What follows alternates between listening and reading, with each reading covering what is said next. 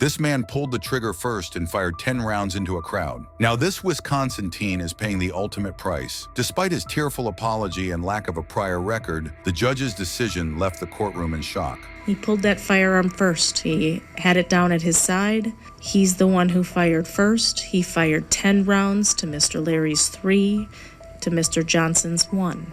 I didn't hear the preliminary hearing, so I had not seen that video until the trial. You have Mr. Johnston standing outside the doorway. He raises his arm to shoot at the group of individuals. You have Mr. Larry shooting from the doorway.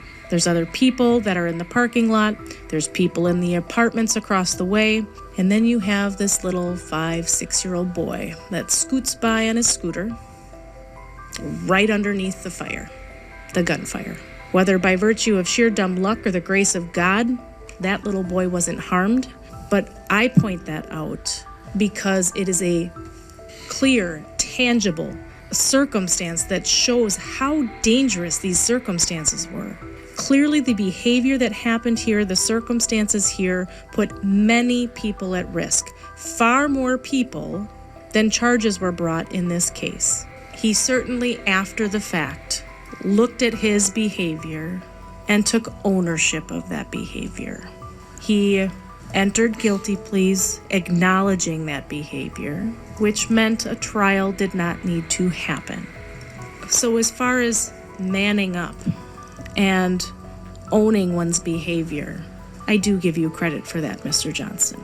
It did spare some additional pain that victims' families would need to go through if this matter also went to a trial, and I do give you credit for that. What credit can't do, what taking responsibility can't provide, is taking it all away. We can't turn back time, right? We can't bring Ms. Zeck back. We can't take the bullet out of Javier's back. We can't take away the injuries that Keyshawn has suffered. Those are things that the victims and their families will need to continue to deal with day in and day out for the rest of their lives. And you will need to deal with your understanding and your role in these circumstances day in and day out for the rest of your life. I don't envy either of those positions, but I too have a very important role in these circumstances, and the decision that this court makes is one that I do not take lightly. It is one that I will live with day in and day out for the rest of my life.